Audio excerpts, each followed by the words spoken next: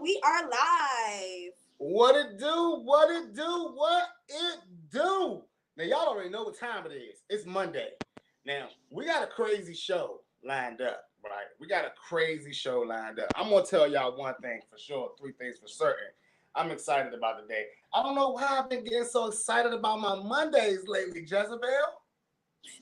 What? I be ready. Look, So look. a lot goes on throughout the weekend that we gotta cover. But it's crazy because a lot goes on throughout the week, right? Right. I am currently in Facebook comment jail. What is that? I guess it's some new thing when you can't comment, but you can still status, but you can't comment or reply to comments. You can like people's comments, you can like Uh-huh. people's statuses, but you can't comment. Now, I believe that this was done on purpose. Why? It was done to build me up for today. Now, What did you do though? Cause you be going ham. so apparently, I posted a picture of my fan page on my Facebook. Someone asked me, "What is that?" And then someone else asked me, "What is that?" And I posted the link to my fan page. Well, apparently in Facebook, that's called redundant posting. I never even heard of that before. I mean, the site is made to post. They didn't even look at the fact that I was answering the question. But that was indeed the post that broke a camel's back. I guess Facebook had too much of my shenanigans of using this algorithm against it. Like I told everyone, I spent the beginning of COVID when they took all my shows away and all my fun and all my moolah. I took the time to learn these so-called systems that we have to use. You know, Okay. we find out. So hold on. So basically you posted your fan page, somebody asked what's that, and then in the comments you reposted the fan page and that's redundant posting? Yes, I reposted the link to the fan page, and that was called redundant posting. It's crazy because how can they censor me like that? It's such a critical week for us. This is a big week for us. Now Facebook has been doing a lot of regulating, shall I say. Mm-hmm. Um, they're really on it. Man, you know what? Like, what's crazy is they getting so on it that I just like I. A lot of my comments do go ham, but a lot of people don't know how much I reread them, read Uh-huh. them again, and then dumb them down, right? And then Yeah. sometimes I get that little message from Facebook like, "Are you sure you want to say this?" Because it will go against our community. I don't get those. Well, I'm See, not so on there. you don't go ham like that, I'm guessing. And then your ham is like what we call real life ham. I think they allow real life ham. If you get on there and be like, yo, y'all ain't shit. I ain't fucking with y'all no more. They like that. You know what I'm saying? But if Okay. you get on that joint and you be like, let's just say for instance, COVID is fake or some shit like that, Okay. then they like, hey. Like they'll allow you to call your fellow black people niggers and bitches and all types of shit, but you can't call a white person white people or cracker or anything like that. You can't use any of those terms. Are you serious? See, haven't even gotten to the analytics of that, and I like that you're breaking it down. What I did hear though, when all the Stop Asian hate was going on, a black person had posted "All Lives Matter," and Facebook checked them and was like, "No, basically, we're talking about Stop Asian hate right now." And that was one of the first times I was like, "Damn, like they really like decipher." But when Black Lives Matter was going on and people were putting up all lives matter, nobody really was saying anything. Yeah, like I put up a statement, watch these niggas because they snakes, and they banned me for like 24 hours. I couldn't say anything on there. So you And can't use the N word. You can't use any derogatory racial no, slurs. I tried to call someone an idiot, and they asked me did I want to take that back. Yeah. Facebook asked you if you wanted to take it back. Yes, yes. Oh no. And I accepted. I decided to take it back, and instead of calling them an idiot, I use the word ignorance instead of ignorant. And I said Okay. this because of your ignorance instead of saying you're ignorant. So it's like wording. I didn't want to make it. I guess they don't want you to be attacking people on it, and I like it. I like it because I don't want to feel attacked. You know, Okay. I don't want to feel like someone can just attack me, but I don't like it when I feel like it's over the top to the point where I can't even say my nigga killing it out here. I mean, damn, that's how we talk. I mean, look, if my nigga drip down to the damn tippity toe, tippity top, and I can't say my nigga killing it with this fit, then we got a problem, Facebook. I think you can still say it, but you just can't spell it out. Well, the thing is, I use the stars and nigga, and they still censored me for a day. And on this term, I'm on Facebook comment jail until the 17th. I'm not gonna lie, Jezebel. I do like it though because it's giving me a chance to post things Uh and huh. just let people talk, let them digest their feelings and not battle.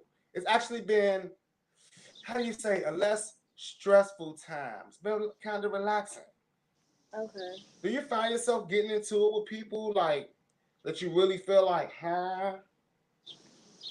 Uh, not so much anymore. I used to when I was very vocal, but not so much because I don't really. I just don't even post my opinion for real, for real. Like I just either like it and keep it moving, unless it's something I'm really passionate about. Right. Now, earlier today, you text me that Washington, the state of Washington, Yes, will they be are giving giving out weed. weed. And They're that weed will be given out for what again? vaccination. So, for the C-19 vaccination, the new incentive that the state of Washington are giving is a pre-rolled joint. Mm. You will receive a pre-rolled joint if you show your vaccination card.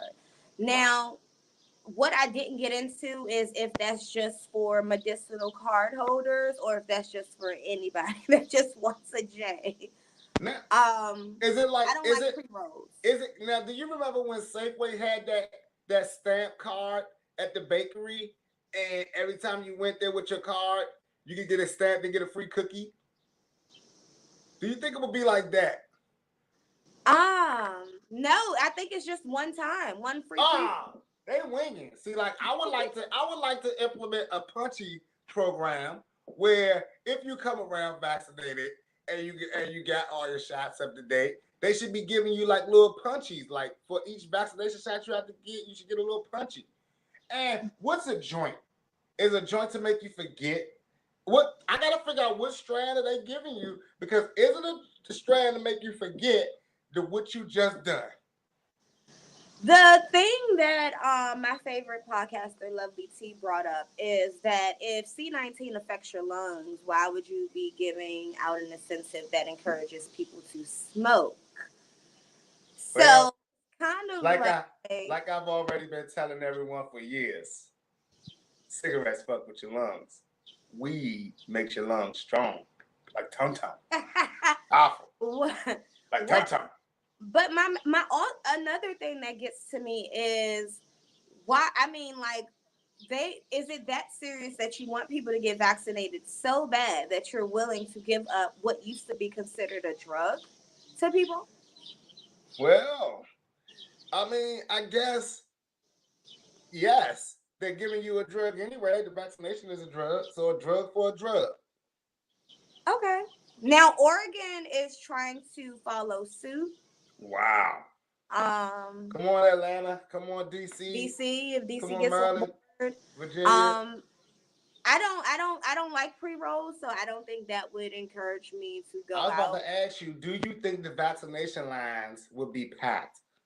I know all the niggas in DC would be like, shit, if it ain't no fun to win it, I don't want it. That y'all, that be y'all. That's If it ain't no fun to win it, don't offer me that. Don't offer me that. I mean, but is that a great incentive to get black people to come out and get vaccinated? I don't know. Like when I ain't gonna lie, when you said they're giving away free weed if we get vaccinated, I was about to line up. But now that I had some pre-roll J, I'm like, shit, I can wait. I got my own J. I One mean, but J then is you don't even know what it is. one J is not enough. I mean, shit. Hey, now listen. There's a couple of strands that are on the list that if Uh-huh. they are giving away a J of that, maybe Hmm. some people would go to high horses.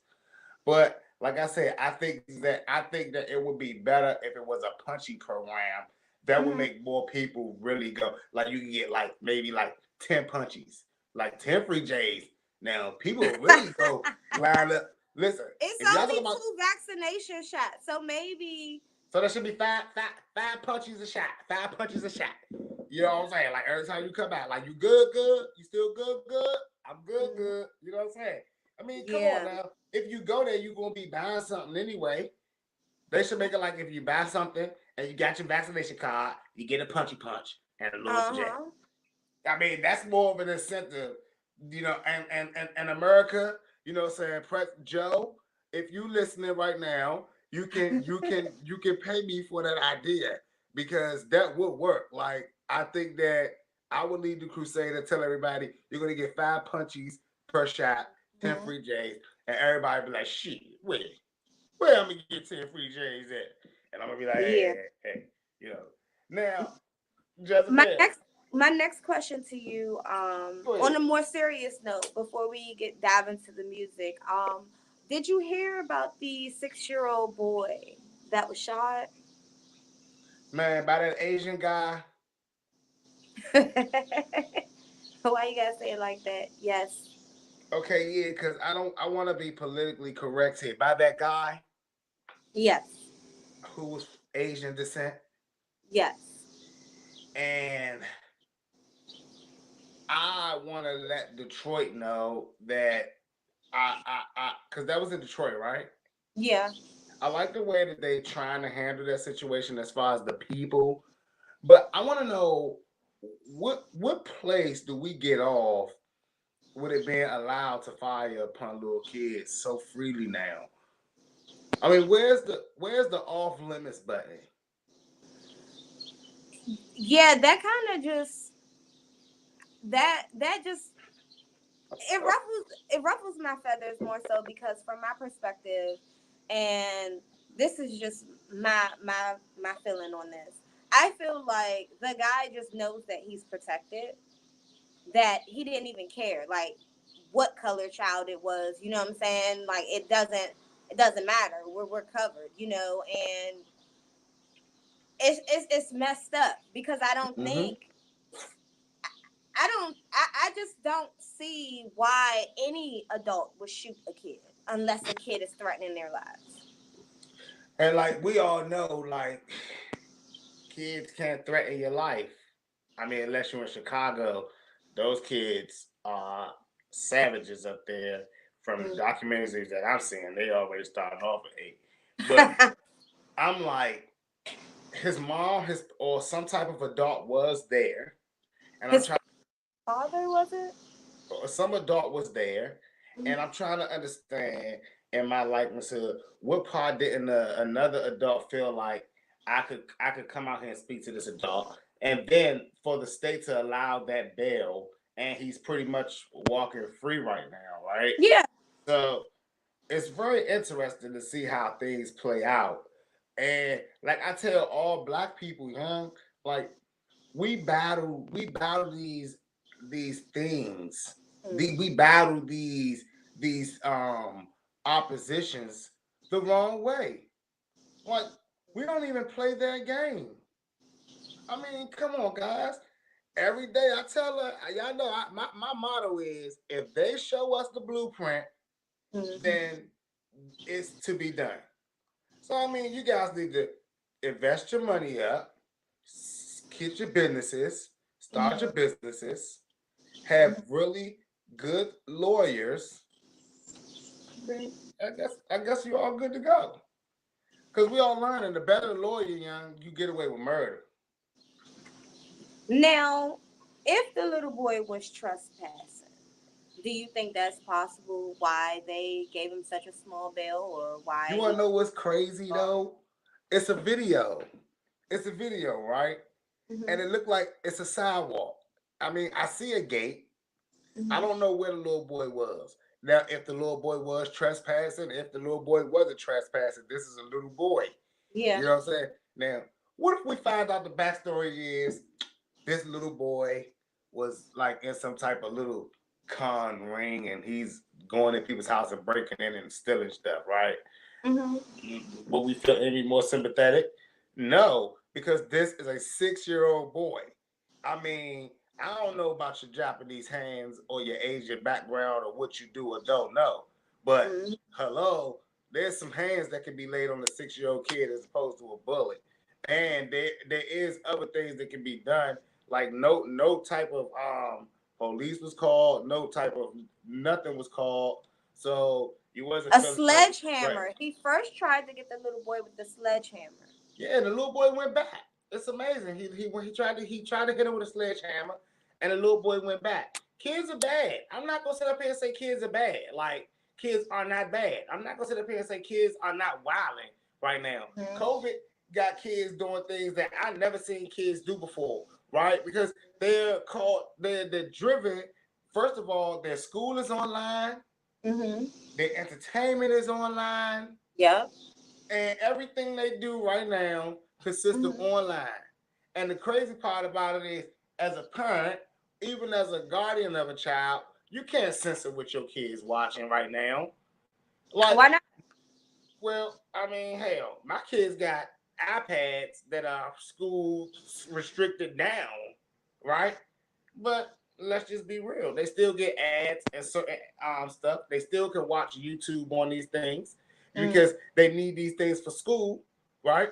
So they go on Mm-hmm. YouTube, and what does YouTube do on its own? Market whatever they want to market. Whoever's paying for it, it's a paid platform. They got But the. you can restrict the YouTube I mean, you can only on the devices. Like when you get the device initially, you can restrict everything. you can Because only that's what like restrict it. crazy strict people do. Yeah, but you can only restrict it based on the metadata that one puts in there. So I Mm-hmm. mean, if I put my record as explicit and a kid tries to look it up, it's going to give them a restriction because I mark it as explicit. But if I mark Oh, my content for kids, for then everybody, and yeah. then pay for promotion for it to go through a video game app on their cell phone. Shout out, it's us. You know what I'm saying? You know what I'm Mm-hmm. saying? Shout out us. My bad. United Society. Or a video game iPad. You know what I'm saying? Whatever. They're video games. They pay Yeah. entertainment on that. They pay advertising on that. We're up against the world of gurus and business giants who Mm-hmm. understand that what we say, what we have to market in order to make money is to the kids. I mean, did Nerf made a gun set that looks like a real handgun and AK-47 and all this good stuff. It looks so real that a grown man decided to paint his real guns to replicate these guns and walk up and down the street like that with them. No. No, this happened, and I'll share you that story. You know, this happened. A grown He man, painted them like the Nerf gun. like the new Nerf series, he painted his real guns just like the new Nerf series, and chose They're to walk trying to down the get street. They're trying to get kids killed. More so, black kids killed. Well, I was gonna say black kids because isn't that amazing that they teach our kids how to play with guns like cops and robbers? They teach white kids how to play with guns like military men and heroes, and you know Mm-hmm. you're protecting the president. They Mm-hmm. teach you differently. But when our black kids play with guns, it's cops and robbers. Mm-hmm. You know, and all of them want to be the robber. You know, they all want to be the robber because they don't want to be the cop. He's boring. He got to just chase you and stop you. He can't shoot you. Woo, woo, woo. Who But now I see who kids playing the okayed cop. this? Who okayed this shit? Well, I mean, it's been so long. It's been so long, and kids only gonna do what they see. Like I said, if it's up to us as parents to change our kids' mindset and to Mm-hmm. change where they want to be. You know what I'm saying? I mean, Yeah. like, if you get up every day and you go to work every day and you teach your child this is what mommy has to do to take care of the family, this is what daddy has to do to take care of the family. When they Mm-hmm. get older, they're gonna try to get a job to take care of their Yep. family or themselves. If you Right. tell your kid, daddy can't get you that because I can't afford that, or if you tell your kid when you get a job, you can get these things, when they Mm-hmm. get older, they're going to get a job and they're not going to think that I have to manage my money. They're going to think I got this job to get the things that I want that I Mm. couldn't get when I had to ask for them. Yep. But then like I say all the time, the blueprints are out there every day. I mean, we Mm-hmm. say, how I want a successful child. How do I do that? Well, there are parents that have raised successful children. Yeah. I mean, you don't have to go and read every book in the world, but the idea of this world is for us to meet, mingle, Mm. associate with each other. But a lot of us keep our own stuff internal that we don't even know, you know what I'm saying, how bad we hurting ourselves. And what's Mm. crazy is that's in everything though, Jezebel. Okay.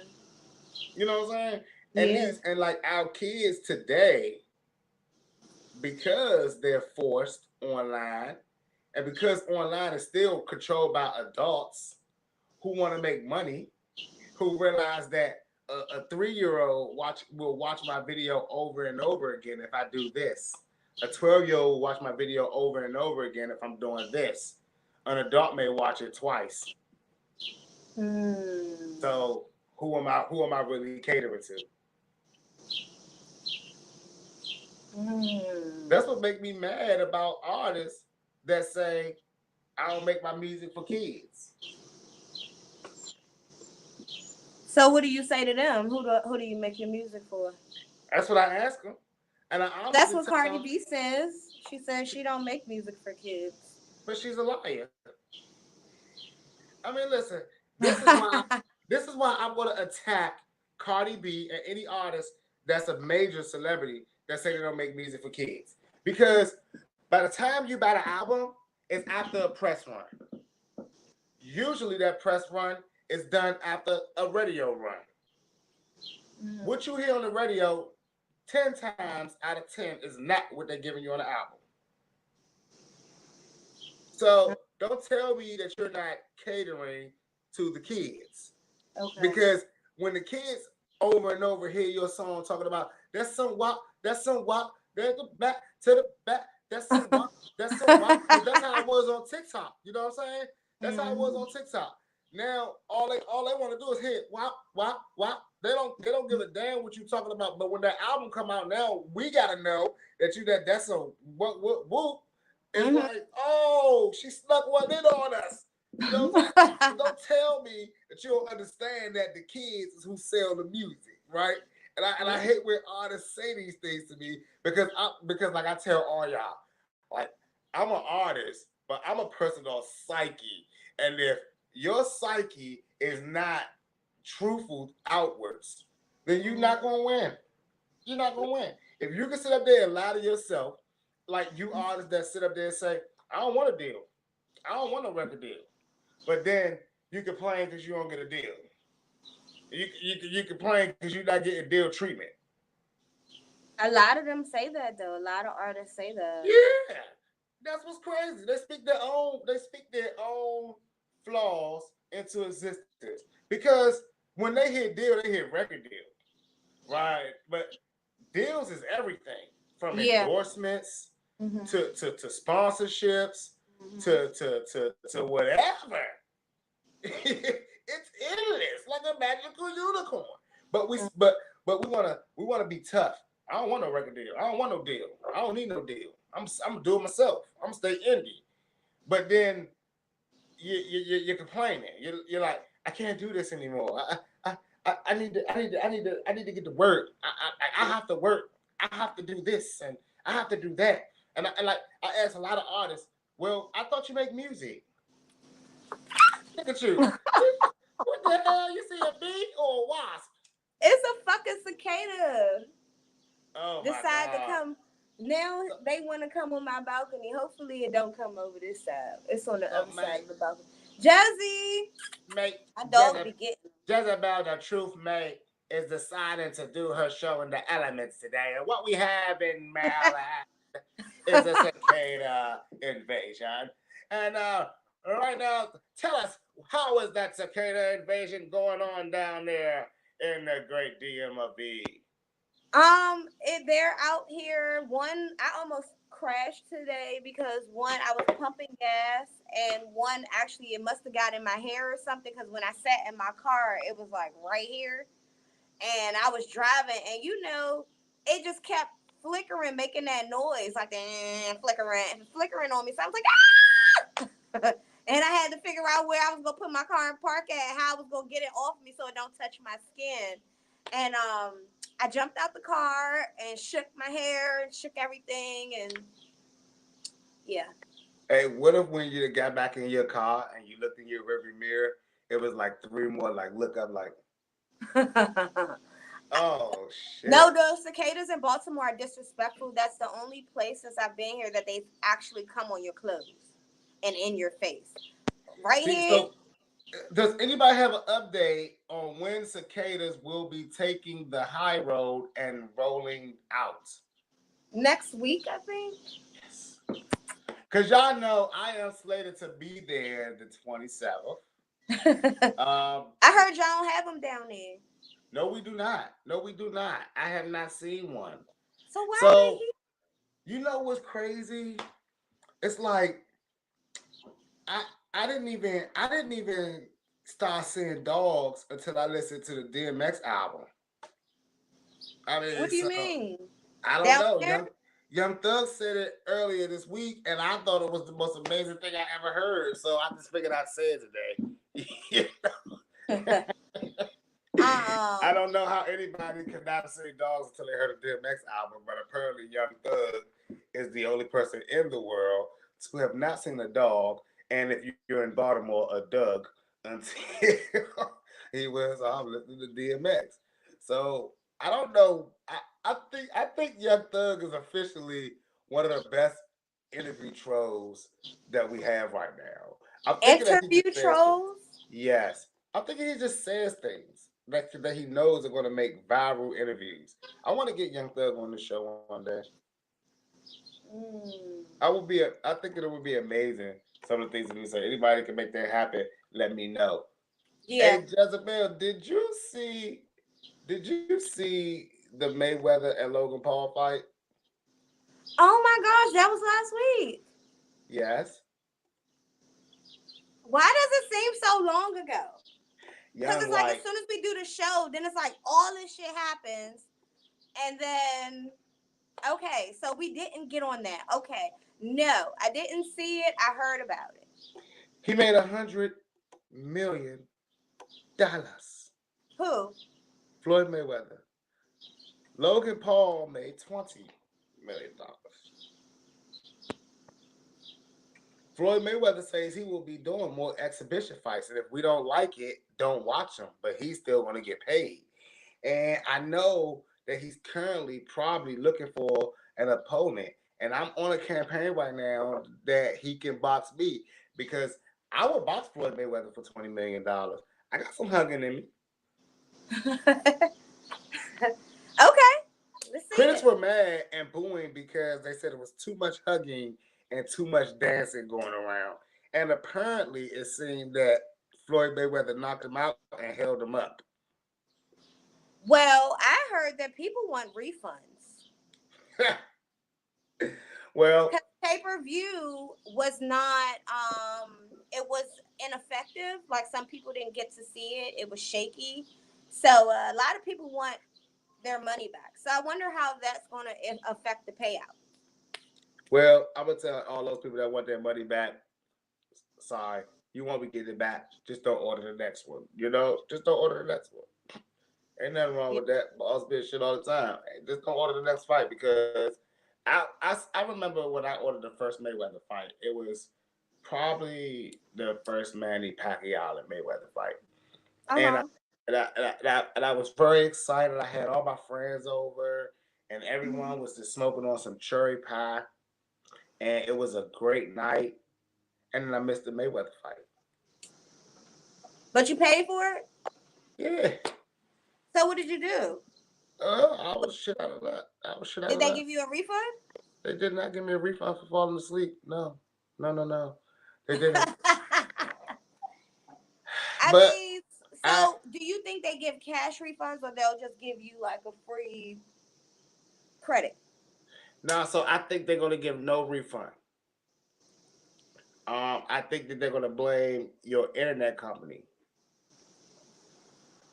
and your internet company ain't gonna give you a refund either. You know, but it is what it is. It is what it is. So Jezebel, with the world opening back up, and apparently it is opening back up in a great form and fashion right now, right? Mm-hmm. It's interesting because I know that a lot of shows and a lot of Joes, a lot of schmoes, and some Mm-hmm. pros are gonna be popping out trying to get back on the scene. Yeah, it's already jumping at home. Like everything is lit. DC is open. You don't have to wear a mask. I went to Bliss last night to see Young Dolph.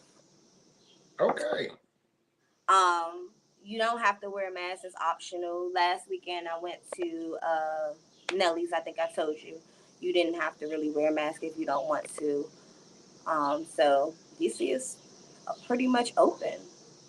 Well, that's pretty good to hear. When I come home, I'll come through and check a couple spots out. But there's a lot of promoters and new promoters on the scene now, and a There lot of are. old promoters trying to come back and make a comeback.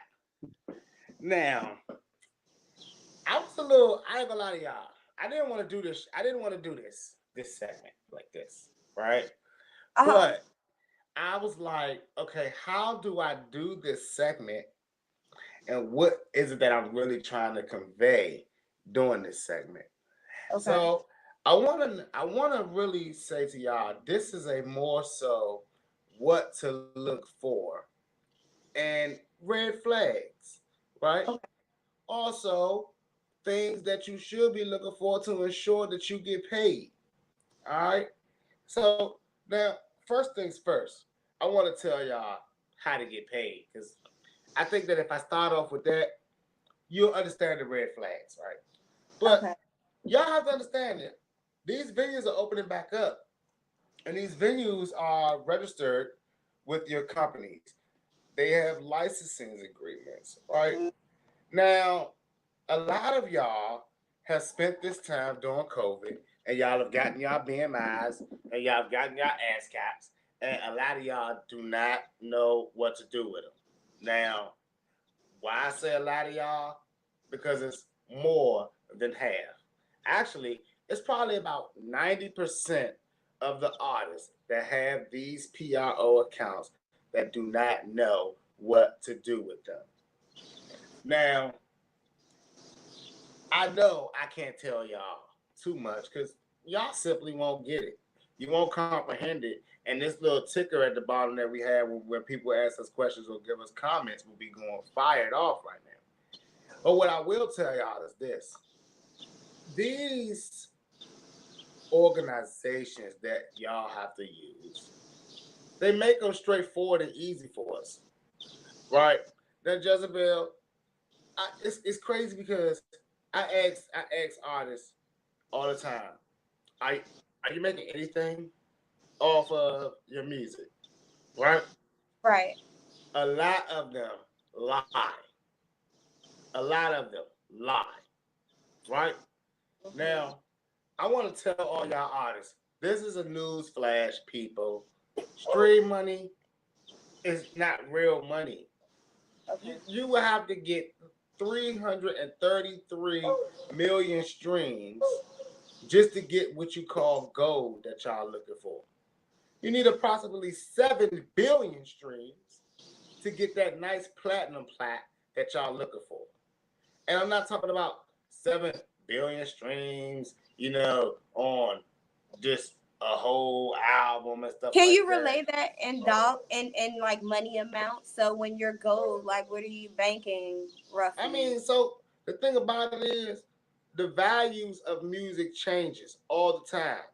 Now, what I tell people is it does go up as opposed to going down, but the Okay. value of music changes all the time.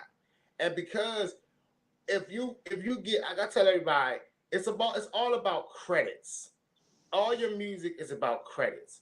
From the Mm-hmm. minute that you create a song, and I'm talking about that minute that you write it in your phone, you haven't even hit the booth yet. Mm-hmm. You've already started to generate the credit of that song. Okay. A lot of people don't understand what I'm saying or where I'm going with this, but I need y'all to really follow me because this is a beautiful time of the year. This is Mm-hmm. like the best times of the year for artists when quarterly payouts happen, right? And Okay. there's a lot of artists that I'm seeing right now that I really like, right? Because Mm-hmm. I've seen how some of y'all grinded through this COVID. You know, Mm-hmm. I watched how a lot of y'all stayed diligent through this COVID. What did I work on?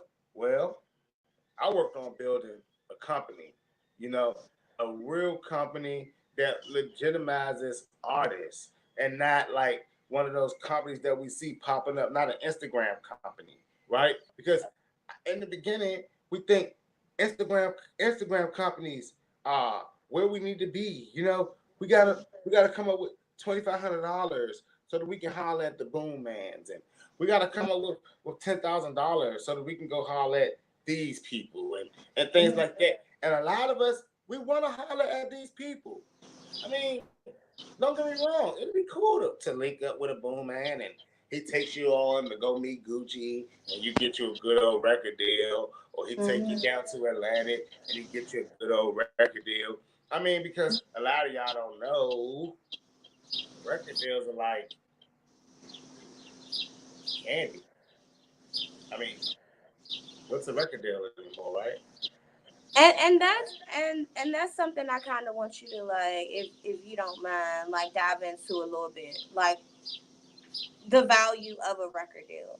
Like, could you get a record deal for something as low as, I mean, what? But like you know what's crazy? People get record deals for nothing. And there's people out here that build up intensive catalogs trying to get a record deal and never submit it, Okay. or don't even handle it the right way, Mm. the proper way, or don't know what they really want, you know? Or the biggest problem with the record deals happen is this: people get confused. Okay. They hear record deal and they like, oh my goodness, the devil. That's the main one I heard. The devil, the Illuminati, right? The sacrifices. You got to sacrifice someone. I heard that. And that one to me, I don't know. It's hey, I don't know. We don't know, right?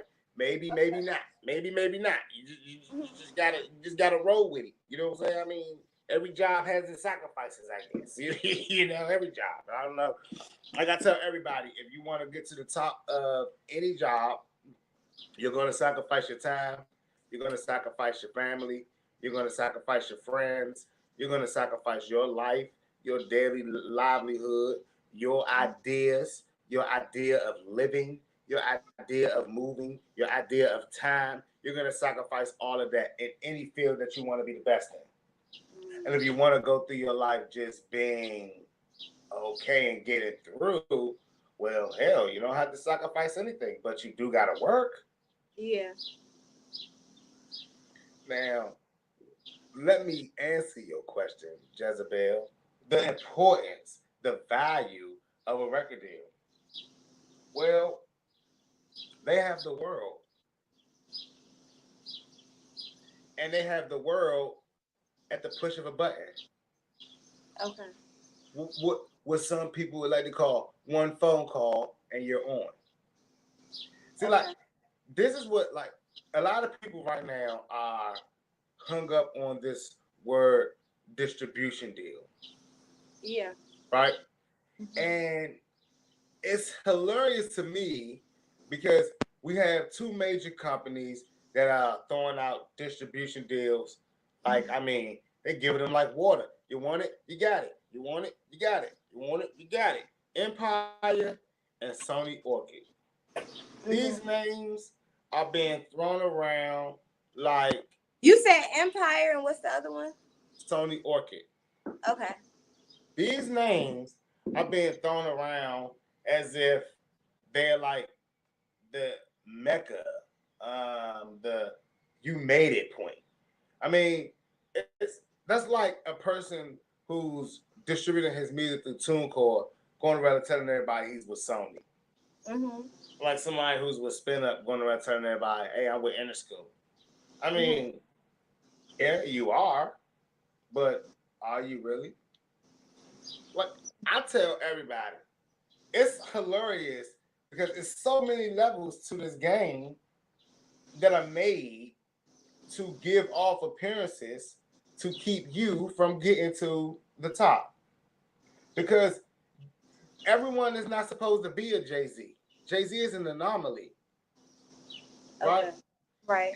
And Jay Z also realized, just like all the billionaires that we see in the hip hop game, Mhm. um, that's not how we become billionaires. We don't become billionaires by rapping our asses off and dancing and giving the hats and dance shit on stage all day. Mhm. That's how we get billionaires' attention. That's how we're able to walk into the room and talk to them. You know what I'm saying? Like it's like they're bringing you in the room for entertainment. But if you can offer more than that, then you can show yourself an asset, then they allow you to get to another level. And Mhm. what y'all really need to understand is y'all think that it's work.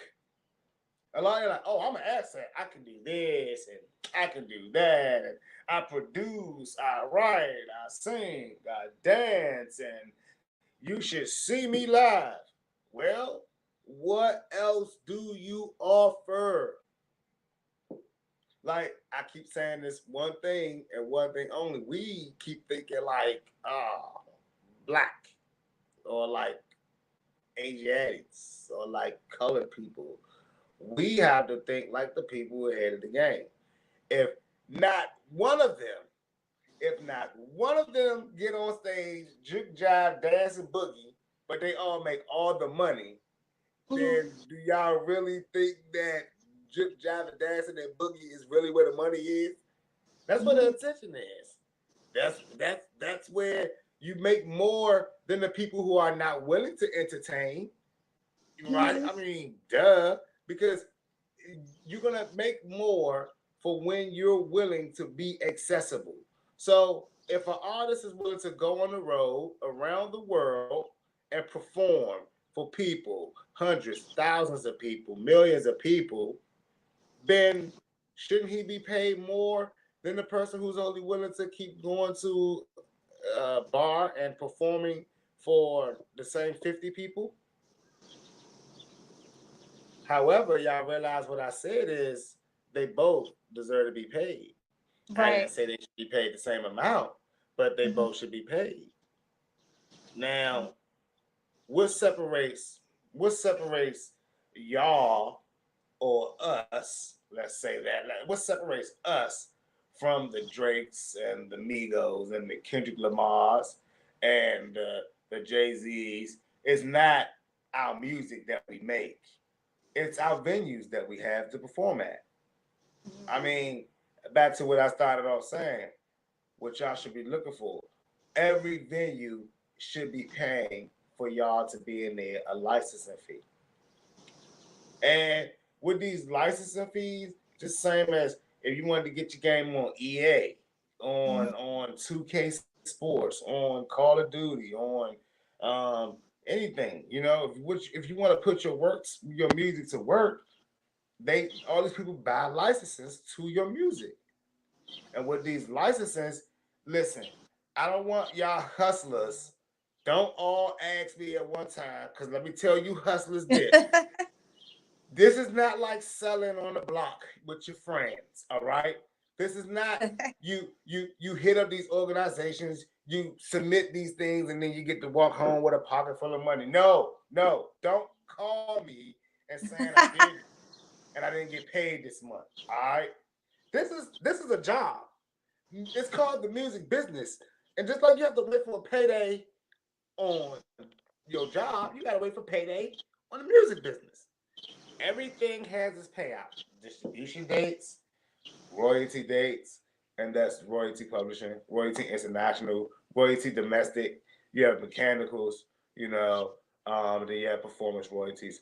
So there's all types of different stuff that happen in an artist's time frame. Like it's crazy because I remember there was a time in my life 2 years ago, Jezebel, Mhm. just 2 years ago, I would sit around and ask myself, what am I about to do? Mm. And I would get on this website called Indeed every day and click this apply now button for every single job that I just thought would change my life, right?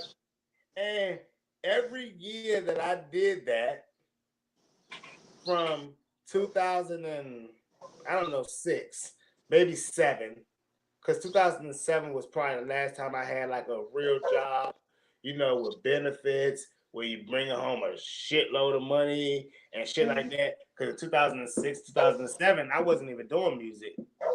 Like a lot of people don't understand this thing. Like I tell everyone, in 2006 and 2007, I was a security guard with a passion for just writing in my book to kill time. Right? Honestly, I sat on a military base, and sometimes I would have a patrol car, but most of the times I would be stationed by the general's houses.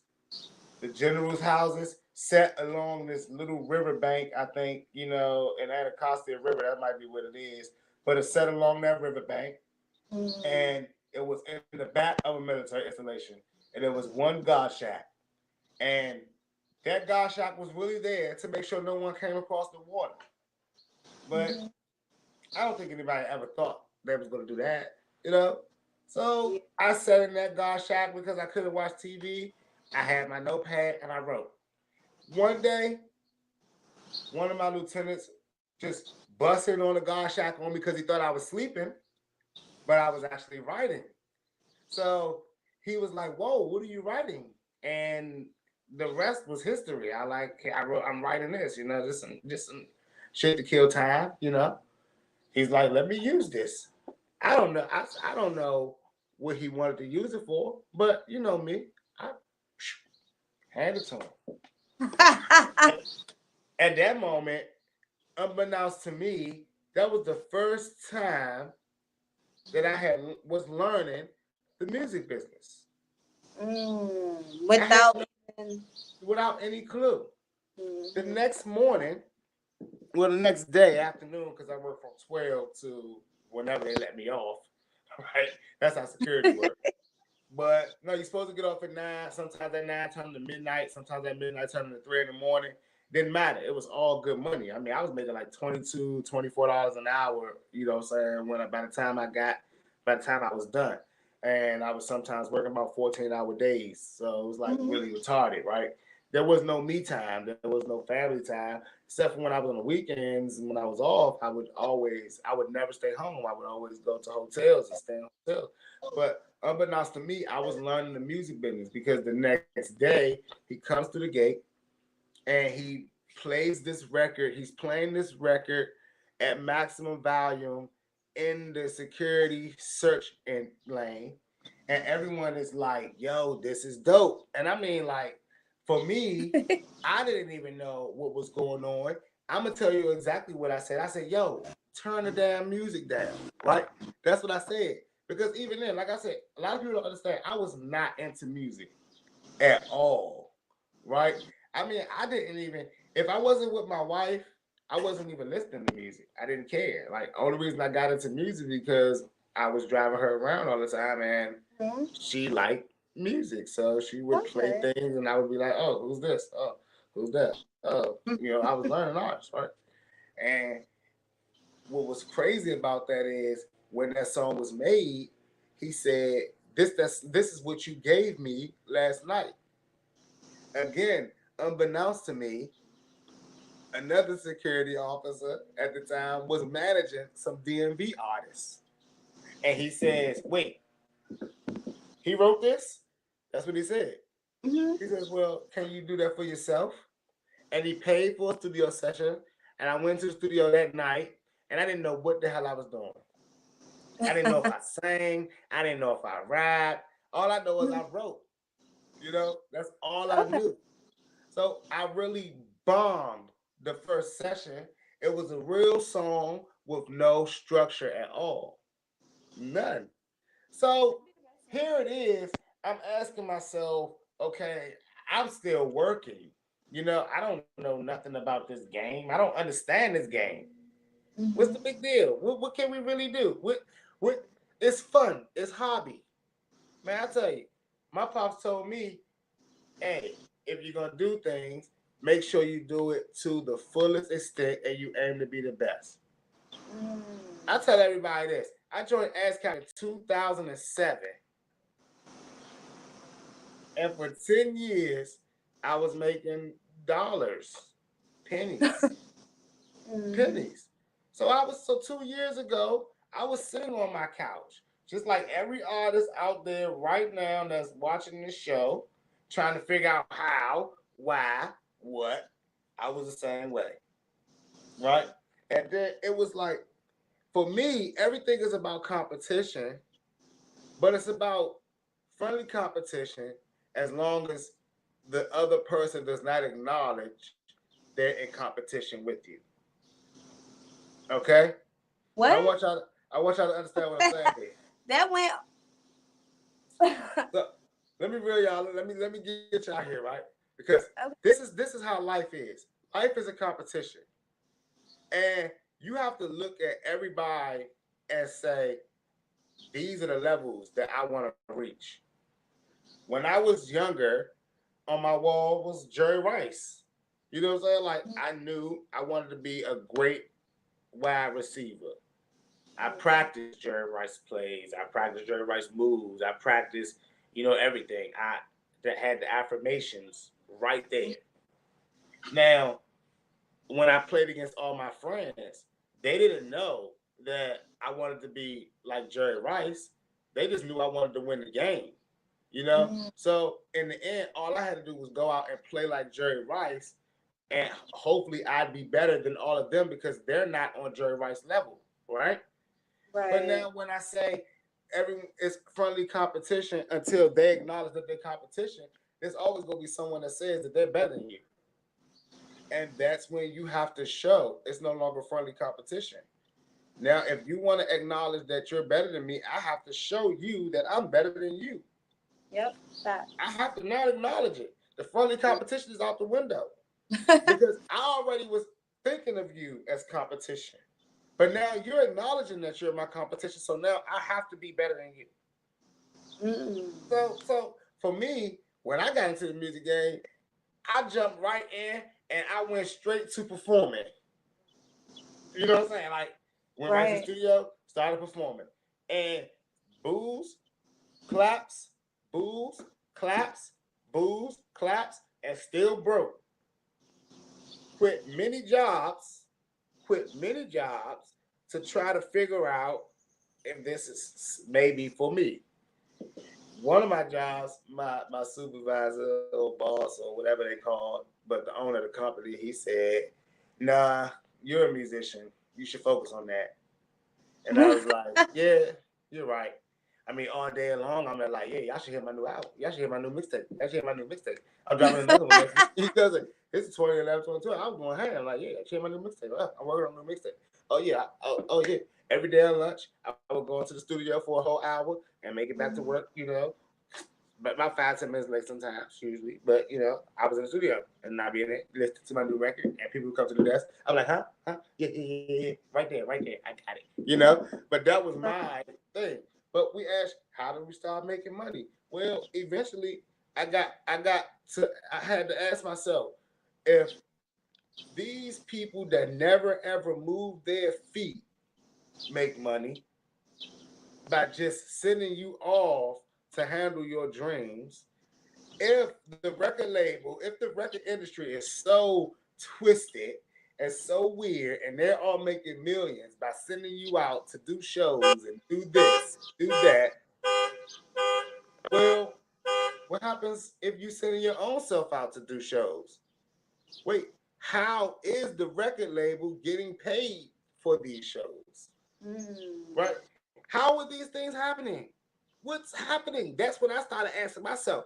And don't cap, don't don't start welling, Mo. Y'all are not asking yourselves these questions. Y'all are asking yourselves, how did he get on and he come out of nowhere? These are questions Mm. y'all want to ask. How how how you making money and you don't got no strings? These are dumbass questions y'all choose to ask. How you get all those likes and all those followers? These are the shits that y'all ask. And I ask myself, is that really what you want to ask? You don't want to ask like nothing else, right? Because you don't want to ask me how. Your real question is why me and not you, right? It's like that's the real, we That's know the what real question, that's the though. real question. It's like you want to ask me why me and not you. And the sad thing is, if you've been paying attention, I've been telling you why me and not you. Mhm. But look, it was crazy, Jezebel. If we have a platform that we can sit on here and talk about whatever we want every week. Yep. Fact. And some weeks we do, some weeks we like to just talk and share and shoot the breeze. But usually we are giving away game, you know? Usually that's what we're doing. We're just giving Yep. it away.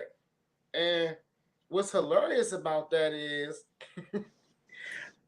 a lot of people still be asking me how and why, you know. Now, I focus a lot on ASCAP and BMI because a lot of y'all are at that stage where you're performing all the time. The Mm. world is opening back up, and there are venues popping up everywhere. Yep. Now, I Register your recommend shows. I recommend that every single artist, if you were BMI, if you were ASCAP, do your research. Find out what venues are registered to who. Find out the next time you get a flyer from an event and it says it's going to be at this club or this spot, go to your BMI, go to your ASCAP, search this place, and see if it's registered. If it's registered, you got yourself a good deal there. Mm. Go do the show. Now, I'm gonna tell y'all things that like this. Y'all are not registering your music right, from what I'm saying. A lot of people are not registering their music right. A lot of people with BMI, it's a process, y'all. It's a process. I admit it takes some time, but you gotta do it, right? You gotta do it. You gotta wait your time. When it happens. But you have to do it. Y'all have these live sections, and y'all are going to these shows, and you're asking yourself. Listen. The first thing that I'm seeing a lot of y'all do that's kind of really my biggest pet peeve that really just makes my ass itch. Y'all don't even have your direct deposit information on your damn pay where you want to get paid. Mm, mm, I I run a company and but don't but couldn't they just mail a check? Isn't that as long? I mean, you got my address. Can't you just mail me a check? so I'm you still have to tell them to mail a check, right? They don't just in today's world, no one just mails anything. You know, it's like, do you still? It's like a question that like, you still want your checks to be mailed? You know, and I can imagine that if someone's, it's like when you click the button, it's like, it makes that sound. when because it's like this. If you say you want your check to be mailed when everyone else is paid on the, let's say, the first, you won't be paid to the 30th. It's like, you really want to wait till the 30th? And I don't know what y'all need to do with your money, but I'm just telling you, this is your job, right? You Mm-hmm. don't. This is not your hobby that you hope to get paid off of. This is not your thing that you do, and you make a little bit of money on the side. I mean, guys, like, I don't like capping, but look, hey, this is all I do. You know what I'm saying? This is my job. Like, when they ask me, when I go to the dealership to go and get a new car, I give them my ASCAP statements, my Centric statements, my Heard Fox statements, my Song Trust and Sound Exchange statements. These are statements I get when I apply for my house. These are statements, my bank statements. You know what I'm saying? Like, with these things in there. You know what I'm saying? Like, I'm not passing out pay stubs, and I'm telling y'all these things because I didn't think this shit was real, right? I was my Wait, so Jezebel. you're telling me you're using what you're getting paid for your music as statements to qualify as pay stubs? That's exactly what I'm telling you, and what I'm telling y'all is I did not believe this myself. I Somebody. was 2 years ago, like everyone, skeptical of this music game, thinking it was a magical unicorn. I was like, it's just a fairy tale.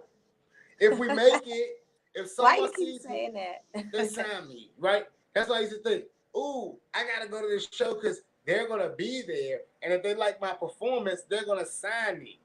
And then I would be all sad the next day. I'd be like, how's Sony gonna tell me I came in third place? To them, you know what I'm saying? That's how I be. To them, right? Like that and shit, right? And I'd be mad as hell. So when I got to that point, like, I was real live. I was let me tell you how much of a perfectionist and a competitive person that I am. I would do shows with artists like Tokyo Crow and artists like D Black. Now, for me, I felt like I was the shit at every show, right? But when those two, like Tokyo Crow and D Black, when those two walked in the room, I mean, there was times when people would be performing and stop performing just to dap them up. You know what I'm saying? It's like you know what I'm saying? Like, and I'm like, Oh damn, wow. they really fucking love these people. You know what I'm saying? And I mean, like, thank God they were my friends, so it was never like any like hate stuff there. But as an artist, I always wanted to understand, like, what is it?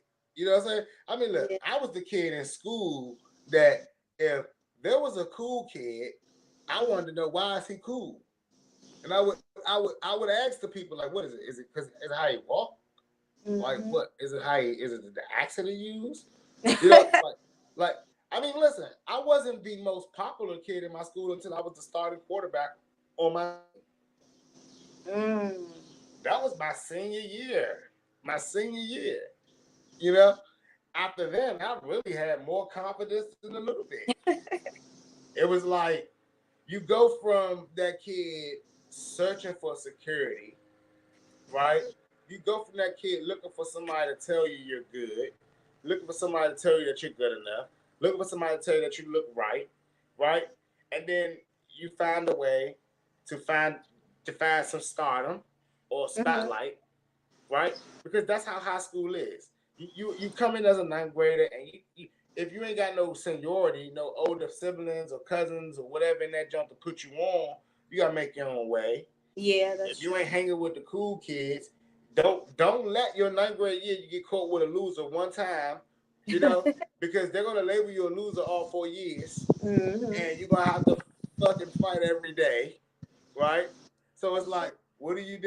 You don't want to play. You don't want to walk through high school scared because you realize you scared, you get ate up, right? Mm-hmm.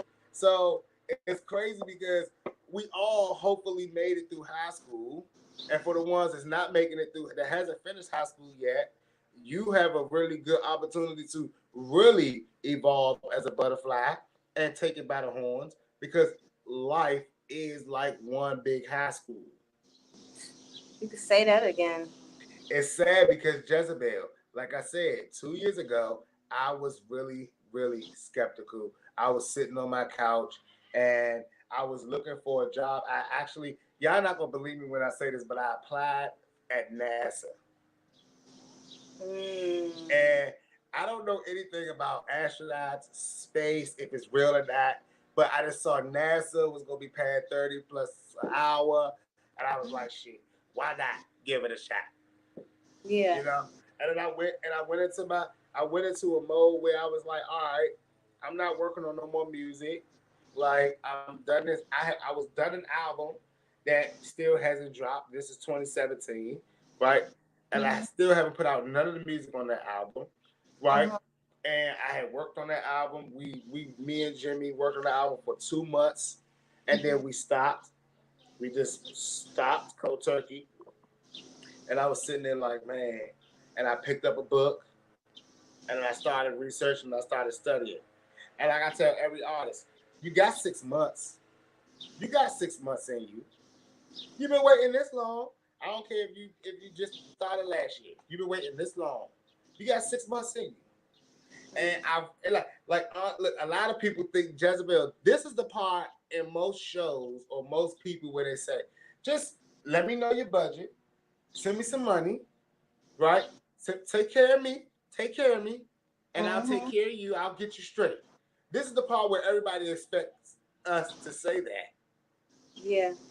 but no, I don't say that to you guys. I want you guys to get the money that's owed to you. It's so Yeah. intense. I haven't even smoked this blunt yet because I'm like, y'all gotta understand to me, like lives, lives change Mm-hmm. when you start thinking about yourself as a business, as a Mm-hmm. stock, right? And y'all going out there and y'all doing all these shows now. I need y'all to make sure that y'all register. If you got 2 songs, if you got 1 song, register it. It's crazy because if you got 50 songs written but 1 hour, you need to register all 50 of your songs. Mm-hmm. And I wanna tell y'all, but it's not enough time. It's not enough time in the day. It's not enough time in the day. So all y'all know, hit my inbox anytime because I'm trying to help y'all, man. You know what I'm saying? Like I want y'all to understand what is really happening in this time of the year, right? Because a lot of y'all not getting your returns. What's weird, what's weird is a lot of y'all not getting your returns and sitting closer to people that are than you know. You know what's more crazy? How many people in real life don't understand how many people are eating off of them? I had an artist tell me yesterday, I lost my login to my BMI, but it's okay. I'll just join United Masters. And I said, what the fuck? What? Pardon anyone that's listening, but that's what I said. Y'all know I'm a realist. I said, what the I said, what did you just say? I said, you do know that Crazy. those two have nothing to do with one another, right? Nothing to do with one another. Now, I'm not going to continue to shit on United Masters Crusade because a lot of y'all need to understand something. I look at things differently. You know what I'm saying? I look at perks and I don't mind. I mean, look, I'm a hustler. I understand how the game works. If I was to want some really good ass pack, I gotta pay 400 maybe, 350 maybe, right? If I don't care about just getting some good smokes, I can pay 160 for a zip maybe. But let's just be real. You get what you pay for. So So, what is it about United Masters that you feel different about? well, I don't feel like you get what you pay for. If I pay you for promotion, and if I pay you to be on something, I don't pay you. I don't want to pay you to be in a pool that I can put myself in. I mean, this is that thing that I like to tell everybody about knowledge, right? This is that little thing about knowledge I like to tell everybody. I don't pay. I'm not gonna pay you to put me in the pool to be able to get in the water. Maybe it's like, look, it's like, hey, you can you pay me. I'm gonna let you in the pool, but I can't guarantee you can swim. And the crazy part is, you can't even make yourself swim. You can't even get in there and just swim. You still need permission. You still gonna need to do the little things for you to swim that a lot of artists don't want to do. So I won't even talk about it. Nah, for real. Because marketing and promo, everybody, you know what everybody think about marketing and promo now. It's all fake. It's all fake. They all want to use this word organic. They all want to use this word organic. And it's amazing to me because even organic, someone had to put the seeds in the ground for it to start growing. Yeah. I guess they think organic just fruits just pop up and shit out of thin air on a tree. No one ever they just pop up. I don't know what their idea of anything is anymore. But what I can tell y'all is that's happening right now is everyone who understands the ideas and are choosing to play along, well, they're eating. I seen a troller get mad at an artist because he's obviously a newcomer to that artist's page, and he Okay. said, and the artist was shooting his video at a restaurant. He was shooting his music video at a restaurant, and the troller hit him with the, "How can you sit up here and talk? You work at a goddamn restaurant, you fucking loser." He worked at a restaurant, That's what the guy said to the rapper. but it was You a work, music. but it was a music video, you know? So what's amazing is even just that small perception to a newcomer, it can deteriorate what you say as a person, as an artist, right? So it's like to that newcomer, his idea of this artist is he works a real job, so he can't be real. And I can almost guarantee you that he's never going to go back and verify that this artist. He may go back and see later if this artist really blows up or really like takes off. He may see later that, oh shit, that's a real artist, you know. But realistically, he's not going to go back on his own to see if the guy from Readers made it, right? Yeah. He's not gonna even care about the guy from Readers. He feel like he just dissed the guy from Readers. He's happy. He's cool. So like this is the perception, the public perception that all of us artists are up against, which is sad because a lot of y'all go out here and start doing some crazy dumb shit, capping, counterfeiting, capping with the motherfucking drugs and shit like that. And I listen, y'all. I understand y'all are influenced by hip hop. They all say they sold drugs. They all say they had guns and they did this and that. But guys, this is not the 80s and 90s anymore. Everyone that sells drugs and guns and shit in hip hop game is going to jail. I don't know what you guys are thinking about. This isn't the fucking 80s anymore. Get those guns and those drugs, get it off your fucking resume, and get business like minded. I mean, I don't know how hard it is to get business like minded.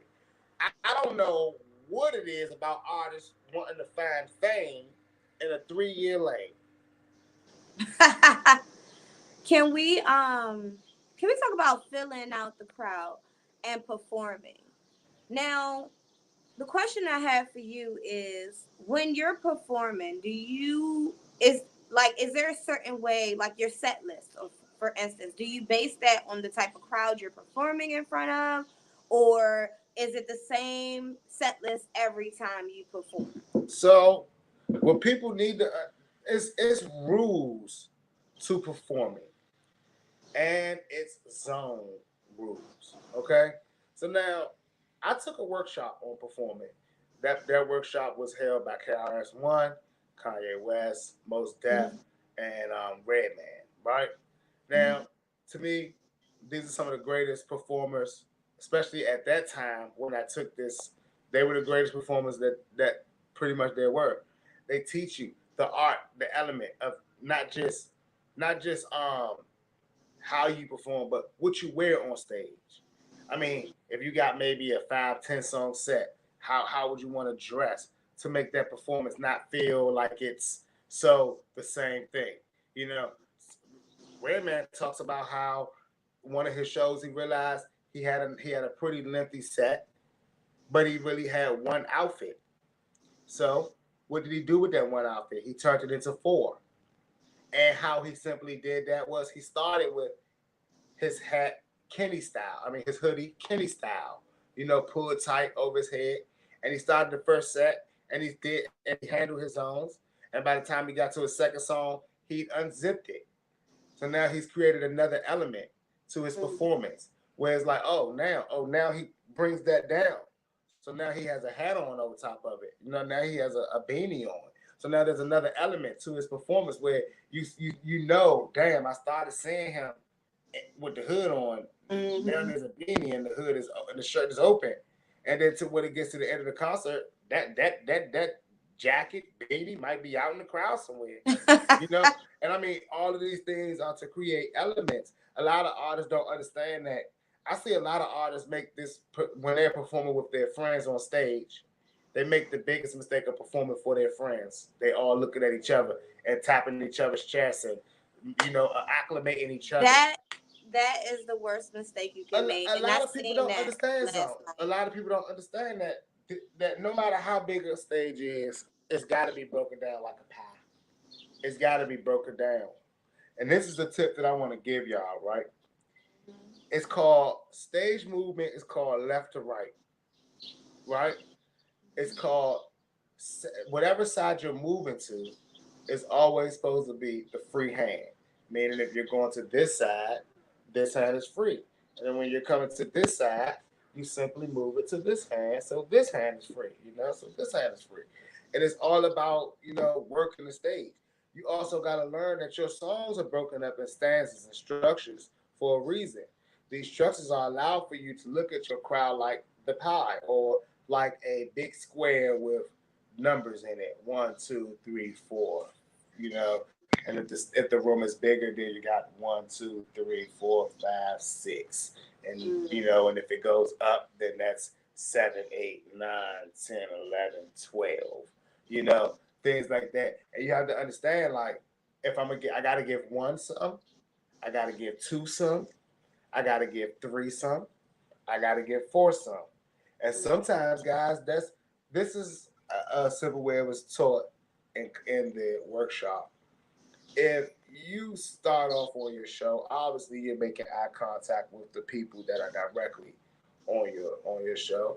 Then there may be a time in that set, in that song where you work your way over to these people over here, you know. But now, obviously, guys, I hate when y'all jump on stage, but don't do it, don't do it. But now you have to find someone in 3 and 4 to start engaging. And this is really like this is an art, but this is also keeping everyone involved in your show. Yep. Like because I don't like to toot my own horn, right? A lot of a lot of artists, Shoot a it. lot of artists do not like a lot of people won't really mention me because I don't move. I move ever since I was like stadium style, you know, like I even if it's a little club, I'm thinking of it like it's the biggest stage in the room. Even if it's one person in there, I'm performing like it's thousands of people in there. And before y'all ask me, have I performed for thousands? Yes, I have tens of thousands. If you want to be frank, there's been times when that's been good to me. Life has been, you know. But one thing that I want to understand about people is, or one thing I want to understand about the mindset of new artists is, why do you all feel like you shouldn't be approaching it like it's the biggest stage or the biggest moment? You Yep. know, a lot of y'all immortalize and watch y'all favorite movies, and I get why a lot of y'all feel like I gotta work to make my dreams happen. you know. But what y'all don't really understand, and what I be trying to get y'all to understand is, I'm not telling y'all that you shouldn't work to make your dreams happen. What I'm telling you is that you're slowing down your process, and 9 times out of 10, you usually never really are working to make your dreams come true. You're working to make sure that you can survive. And when you put yourself in survival mode, you lose things and you miss things that are really valuable to you. You ever been in a fight and you start getting hit and then you start swinging wild that you miss an opening, and next thing you know, it may be you on the ground, or you may have missed the opportunity to end the fight earlier. You know what I'm saying? So it's like when you in this fight, you got to think about it like, all right, how do I really get results? Well, it ain't being crammed up in the office for 8 hours, right? Mhm. Now, I'm not sitting up there saying that you can't do it, because if you give the man 8 hours, this is a rule that I used to have. If you give the man 8 hours, you have to give your business 8 hours. That means that you're now willing to say that you're going to be working 16 to 20 hours a day. That means that you're going to be sleeping for 4 hours a day. And you have to put yourself in that certain mind frame, and that's a different sacrifice. Again, that word sacrifice, because a lot of people keep on saying, I don't want to make a sacrifice. Well, I'm telling y'all, these are sacrifices every day. You're making a sacrifice, right? You have to start thinking about these things in this manner, because your mindset and your perception is the exact reason why, again, you're not where you want to be. If you spoke it into existence, unbeknownst to yourself, you have spoken into your life. And now it's not something that you can't undo, but you have to undo it. If you're sitting up there and you're saying you want to be a rapper, you want a rap career, you can't undo that by saying I want to find a job. Because a rap career, a career is a job. Mhm. I mean, look. So back to this, back to what I was asking initially with the set list that you construct before your performance. Do you, hey y'all, do you do you change that based on the venue? Like it's you yourself success. I just want to Um, yes, you have to. thank You you. have to change it based on the venue. Okay, I thought I was But crazy. I always go into my set list with a. It's so the rules are how your songs are structured.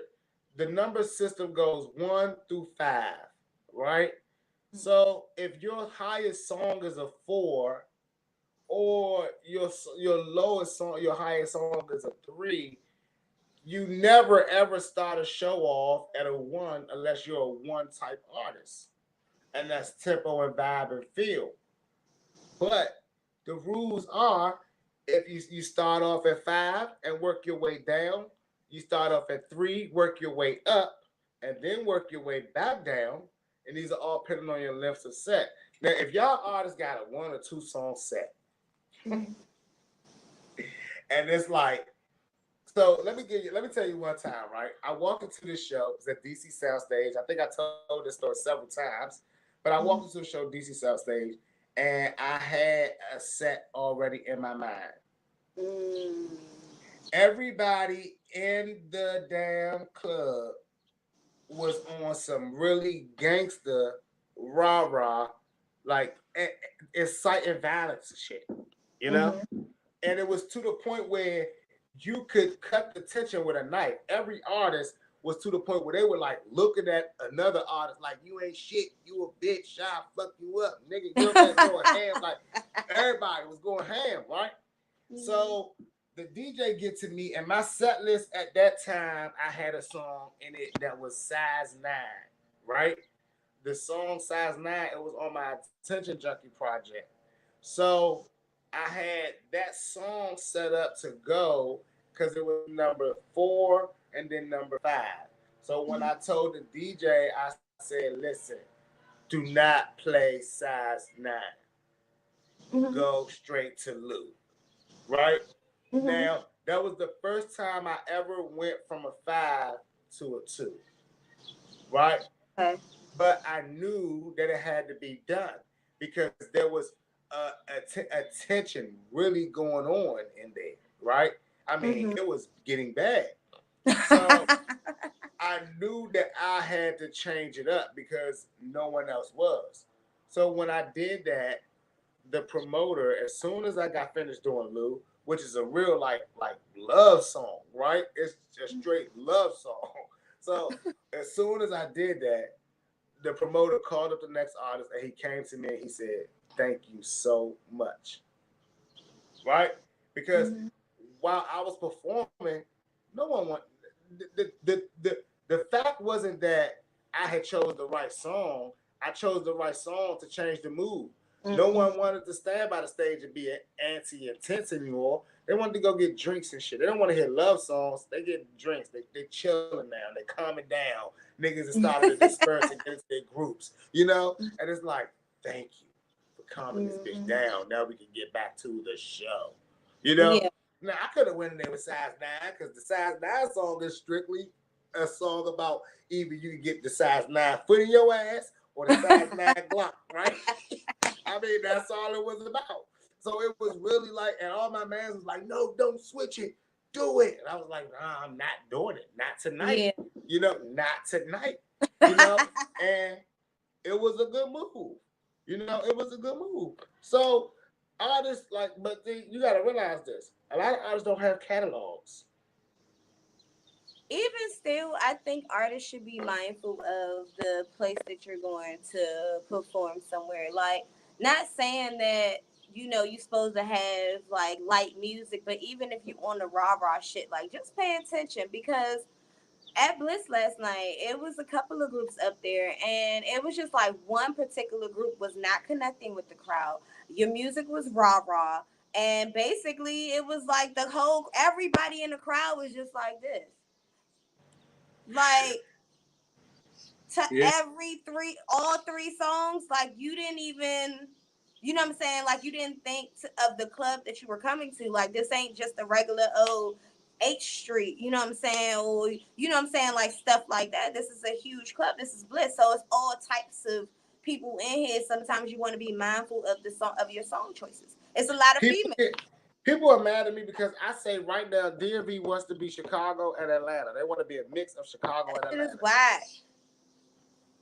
Like no savages as much as I'm gonna take of that shit. Like, and even sometimes I gotta be like, okay, savage now. Like, Like, but it's a lot, and the energy is just offsetting. Like it really is.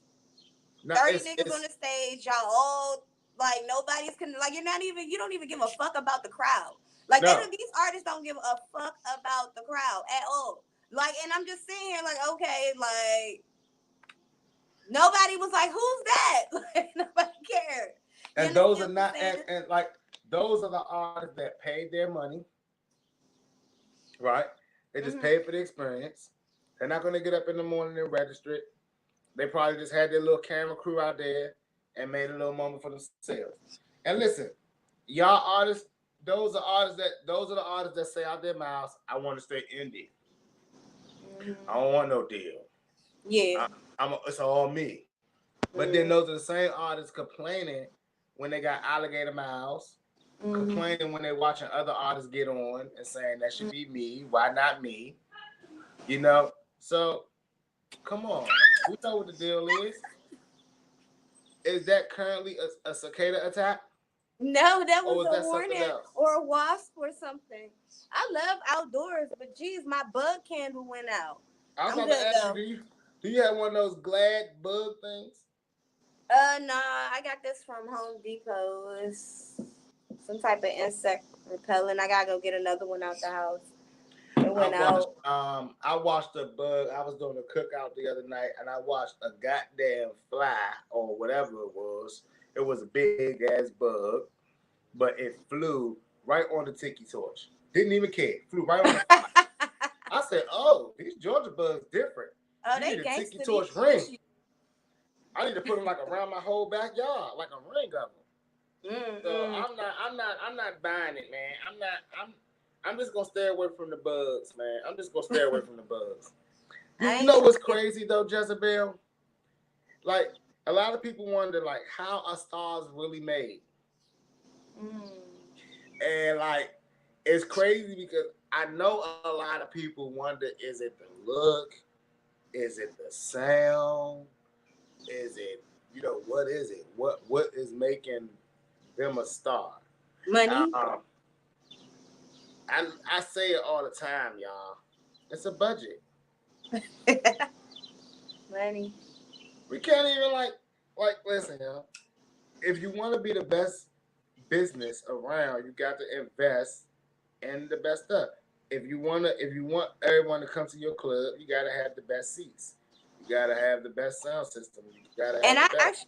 I want to actually just go touch back on that because you can have as much money, but there's still gatekeepers. So like as far as who are going to be the top five, like I feel like that is controlled by something. Like they keep a certain amount of people at the top, and you can have all the money in the world, but if you're not playing ball necessarily, you're gonna boom, but not to that Yeah, capacity. because playing ball is not paying the right people. There's a lot of scammers, bammers, that will take a good ass photo, put it in their profile pic, and say that they are this, they are that.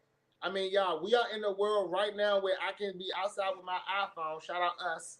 I could be outside with my iPhone, and I can see a celebrity and take a picture with them. And it's like all I got to do is now whoever ignorant artist out there or artist that's unbeknownst to me will pay me because they think that I'm taking pictures with celebrities and shit because they think I'm working with them, and that's weird and it's disgusting and it's utterly sick. A lot of people ask me, "Yo, when I be in rooms with celebrities, like I'm trying to tell y'all, like I'm blessed down here. I've been in rooms with people that I would only like never thought that I would be in rooms with, right? And it's even crazy because a lot of the times they don't even know me, right? They don't know who I am. But the producers that I work with now, the team that I have now, there's people that I help market, I help promote, you know what I'm saying? And I put them in position now.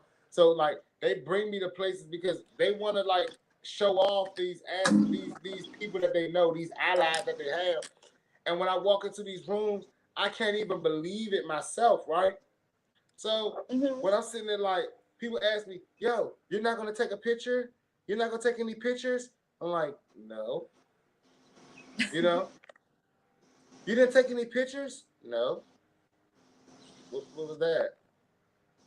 I got his phone number, but Mm-hmm. picture? Nah. I'm But not why taking. not? For your Well, I Instagram, mean, I mean, it's for the look, ain't it? nah. Because see, listen, like this, right? We gotta understand. If every artist that everybody says that's a celebrity or a mega superstar came out of nowhere, then is it really about the look, y'all? It's about knowing what to do in the right Mm-hmm. places. And like I keep telling everybody, like bros, and ladettes, bros and ladettes or sisters, y'all do not have to do anything if you surround yourself with the right people that know what to do. Because a lot of people hear this word budget, and I hate that word because it's really none of y'all business. What Mm-hmm. I am willing to spend is what I'm willing to spend. My budget may change for any different types of things. Hell, if a person, let me just give y'all an example of how this works. A videographer shows me his video, and he tells me I charge 300 for this. And I look at the video and I see the quality is like, I'm like, bruh, nah, nah. But then the person comes and show me a video that's like also superstar shit, and he says to me, I want 1,000 for this. Mm-hmm. Even though this person showed me a video for $300, if it's not what I want or the quality that I need, there's no reason in paying for it and investing in it, right?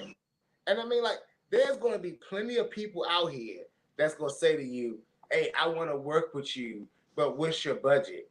But the reality of it is, the answer to that question is how much can you make me? You know, I Mm-hmm. mean, there's only one person that you should be hiring that that should know what your budget is, and that's a lawyer. As far as everyone else, their job is to make sure you make money. Your lawyer Mm-hmm. job is to make sure you don't lose it. Yeah. But I mean, if someone is asking, first of all, I want to tell y'all artists, do not stop asking people to manage y'all. You look thirsty. That's like guys hopping in DMs. That's equivalent to guys hopping in DMs to someone that's not talking back to them. Mm. Hey, manage me. I'm looking for a manager. I'm looking for a manager right now. Y'all don't know what that's a red flag because what that says is, oh, this organization, oh, unprepared, oh, lack of knowledge, a lack of knowledge. This person doesn't know. So let me see what I can do. Oh, you need me, huh? You need? Well, you got $150 a month. Well, what you gonna do for me? Well, you already see what I'm doing for everybody else who's nobody. Because I mean, I don't know the last time we seen Matthew Knowles, who was managing Beyonce and all them motherfuckers. I don't know when the last time we seen him hopping in, answering DMs. Somebody I need the manager. I don't know. You know, I don't know. I don't know when the last time we seen Cortez, who's Lil Wayne's manager, on Instagram, telling people he was charging them $300, $400 to work for them. Because what these people that really are managers know is the business. And they know that if I get you in the right places, we Mm-hmm. all eat. And if I get you on the right moves, we all eat forever. So why do I need your small coins when I need your service? I need you to work. Like, it's funny. It's so bad out here that I got 3 artists that are signed to me. And all 3 of them asked me, how much do I got to pay you a month? Right? Because, see, like, I'm going to tell y'all, they didn't reach out to me. I reached out to them. Like, do you have a management? Do you have a manager? Do you have a team working for you or working behind you right now? Mm-hmm. Let me help you. You let's do this together. And they all ask, well, how much you are? I ain't trying to pay. I ain't trying to pay no. I say, I ain't asked you for no money. I asked you to make music. I asked you to work. Do what you do now. You So supposed you to, yeah. believe someone who really believes in you would offer to manage you as opposed to you walking around looking for a manager? Yes, that is how it works. Managers are people that believe in you, people that are gonna work what you have. I mean, like a lot of people think that managers are supposed to get them gigs and shit. And I mean, that's cool and all if they do, but nah. A manager is supposed to work what you have. You're supposed to give things to your manager to work. Give things to your manager to get off. If you give them a record, you want them in the clubs trying to get the DJ to play it. You want them at the radio stations trying to get that thing pitched. You want them learning about the playlisting system. You want them learning about the machine, learning about rollouts. You want them learning these things, right? So a lot of your managers, a lot of people's managers are their friends in the beginning. And the Yeah. only reason that things don't go right is because A, neither one of them understand the business, but one of them has a belief in them. I believe in my friends, so I'm gonna support them. So I'm gonna share their stuff. I'm gonna do this, but they don't understand that if we both are registered and we both getting percentages of this record and we both out here pushing it, we both getting paid. We both Mm-hmm. eating. But the professionals understand that. Whether it's 4%, 3%, the professionals understand that, right? They know shit. 3% of a million 3% of a million is still more. 3% of 1,000 is still more than zero, Mm-hmm. right? 10% of 1,000 is still more. 10%, you know what I'm saying? Then whatever. So they understand these things. So they're not coming at these artists. Real managers are not coming at artists like, hey, because for one, real managers understand that this isn't a this. Yes, this is a pay to play game, Mm-hmm. but it's a different type of pay to play if you understand what I mean. It's like if you want to do your own concert, you have to buy your own venue. You know, right? Like 50 and Nicki Minaj. You know what I'm saying? That's sponsorship. But if you want to do your own concerts, you have to buy your own venues. If you just want to be good with other people paying for the venues and putting all these shows together and doing all the promo work, then keep paying $20 to go in and using their crowd to do whatever you think that's doing for you. But as long as that building is registered with Ads Capital or BMI, do your thing. Make sure you're getting your returns.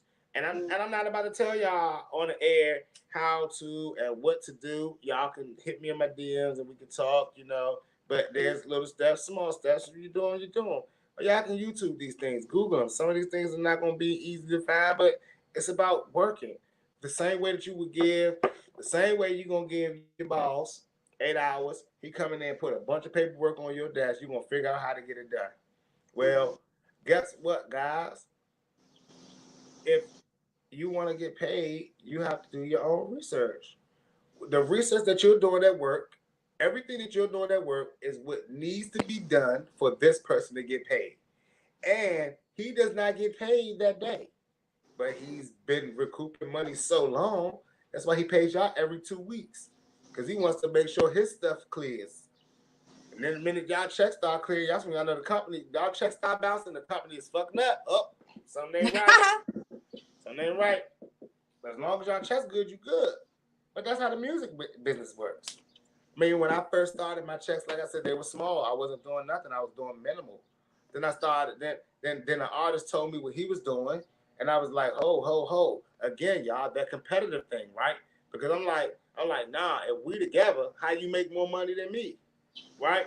Because that now we're not competing, but now what? Like I said, hey, we on the same page. You right? So I get on the horn. I'm like, nah, no way. Someone is making more than me, and we working together. Yeah. You know what I'm saying? I mean, look, at my last job, I would at my last job I had. Let me tell y'all how I got 3 raises in less than a year. Right? First, I got asked to do one specific job, and I said, okay, I can definitely do that. They come to me a month later and they say, we think you should do this too. We want to add it on. And I said, well, hey, that's extra. I said this to a job. That's extra. They said, look, we can't pay you extra right now. I say, well, I can't do extra right now. Right? So next day, I get a call. We're gonna give you the raise. Can you start doing it, please? We need it done. They had me a stack of paperwork. Now I'm sitting there like this bullshit. I should have never agreed to this. I should have agreed to more, right? But you can't do that. You agree to something. So that's raise number one. So second raise comes into play when they ask me to do something else, right? I say, "Oh, I already got this." And I mean, yeah, y'all pay me for this, but I didn't even get enough for it that time. I didn't have a raise. Well, okay, you get it done. Now, mind you, these are all things of being efficient and proficient, right? But this is Yeah. me learning. This is less than a year I'm there. So here comes third raise. Now I start realizing flaws in the job itself. And now I start to say, wait, who makes what? You know, wait, how does he make this if he only does this? And how does he make this if he's only valuable in this realm? When I give you this, that, and that, I should be making what all three of them make as one person. They say, I said, well, the way I see it, if you give it all of them $9 or $10, that should be at least five extra for me. You know, Yes. I mean, hell, I'm doing the work, right? Well, I got my check 2 weeks later, and it was a nice ass check, and I was getting a nice little new shirt, you know, and I was really enjoying myself, and I had learned the system because one thing that job taught me was a how to not be afraid to ask for when it comes to money. How to not be afraid to ask for it. You know? Okay. And like my GM there, shout out Heather, because she was hipping me like she was like, yeah, like you learn this, they have to pay you for it. You do Yeah. that, they have to pay you for it. You know? And like that was at the point for real, that was at the point where I really got back serious in music. Mhm. You know? Because it's like, oh, I mean, I was asking questions of like, why do they play this? Why do they play these songs all day in here? You know? And it's like, Mhm. oh, that playlist, they get paid to play that. They get paid from the company to play that all day. I'm like, wait, Mhm. they get paid to play this all day? But then I'm like, wait a minute. Then I'm learning that, wait, but then this company gets paid for having it played all day. So it's like the company is paying this company to play their music all day long in rotation. You hear the same 5 or 6 songs, Mhm. and yet this company that is paying this mega company with 6 stores to play their music all day long is getting checks from their organizations for these 6 stores playing their music all day long. So it's like, wait a minute. So I could pay this. So I said I could pay this store to play my music. Yeah. Well, not this store, but any other store. So I started going around and asking stores like how much to like how much to play my video on the big screen. You can find out DTLR. They charge you a couple $100, but then Mhm. they running your shit all day long. And it's like when you get your royalties on it, it's like whoa, I'd have made it. I'd have doubled it up. It's like oh cool. Shit. You know, Okay. a lot of people don't think about these things. A lot of people ask themselves like, oh, but a lot of people are caught up on the word fake marketing, buying streams. And I ask myself like, what is buying streams? I'm like, I don't know what buying streams are. I do know what buying radio placements are. I do know I have. If you want to buy radio placements, you find out what they're using. Are they BDS? Are they running a Spotify playlist? Are they running an Mhm. Apple Music playlist? How are they playing their music? You want to know these things, you Mhm. know? And you ask these questions. Well, how many times will it get played in that time on your radio station? And Mhm. sometimes they'll tell you a few times in an hour because I'm running it off an Apple Music playlist. A few times in an hour, I'm just adding a song to my Spotify playlist and I'm running it. And you ask yourself, well, shit, how much is that? $20? How many streams am I gonna get a week? How many streams am I gonna get a day? Well, if I'm getting 1,000 streams a day, is it worth it to pay $20 for a month to get 1,000 streams a day? I For mean, a whole month. is that 30,000 streams a month? I don't know. It's 30 days. So, but y'all think about a lot of y'all are wrapped around the word fake, but yet will wear anything fake on your body and not even do the research. Well, let me tell y'all what fake advertisement and fake marketing is. When your boss hires you and you go out to it and tell everybody, I work here. Guess what he just got? Fake advertisement and free advertisement because guess what people are going to do now because you work there? They're going to start coming there. They're going to start shopping. And they're going to joke about it. And they're going to ask you, can I use your discount? But guess what? They don't really give a damn if you use your discount. If you let them use it, they're going to fuck with you. But they really just going to come to the store because they fuck with you. Mhm. They're going to pay whatever that store get anyway. And you're only going to get a dime of it, a percentage. How many of y'all have worked at an eye doctor or a doctor's office or worked for some type of service person? And the minute you work there, you start telling people, all your friends start asking, do they take this? Do they use this? Can I go there? Can I get it? Can I become a client? Can I become something?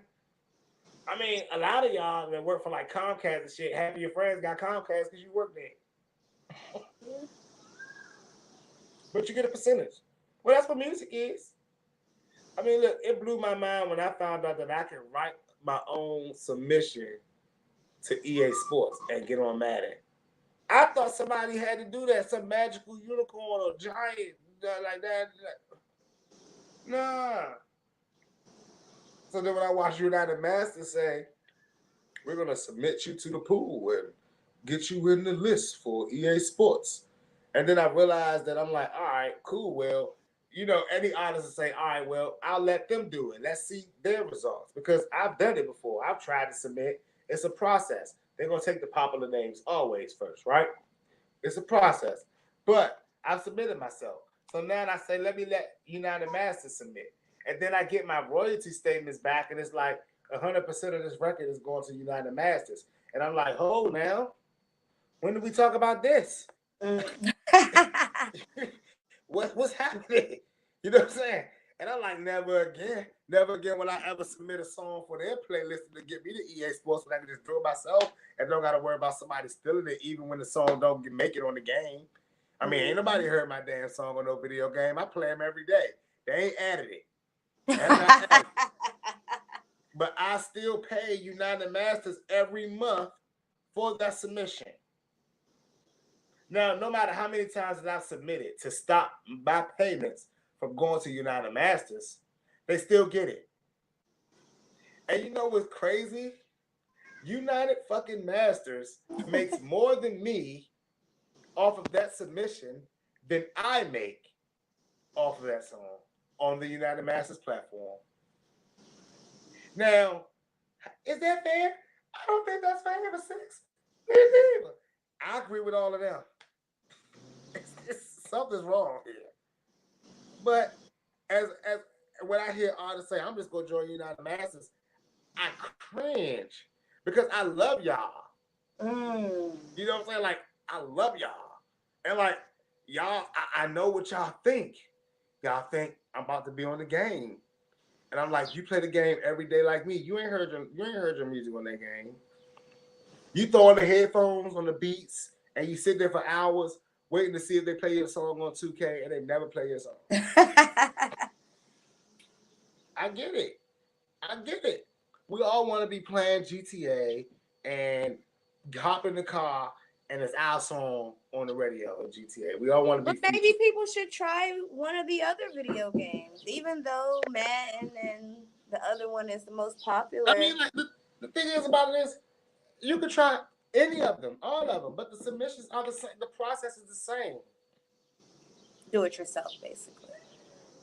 Listen, like I tell every artist, listen, do it yourself until you can hire people to do it for you. And when you hire people to do it for you, you're in position, right? I mean, that's what a business is. That's what when you're able to pay people, you know you're making money. You're rolling. Like, you know what I'm saying? You rolling. Like my staff, they thank me every other month. They thank me every quarter. They thank me, right? Because they all get paid. Now, I'm gonna tell y'all like this. This ain't a no cap situation.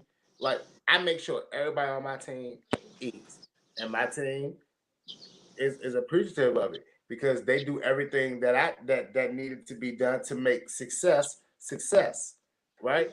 I mean, they don't have to touch a mic, they don't have to touch the stage, they don't have to do anything. They just have to make sure that everything that y'all see from this radio show, you know, from the to the brand ambassador and all the brands that I have to like take photos in and all that other stuff like that to the shows, you know, whether it's a good show, bad show, indifferent, you know, to all this stuff from any social media platforms and things like that.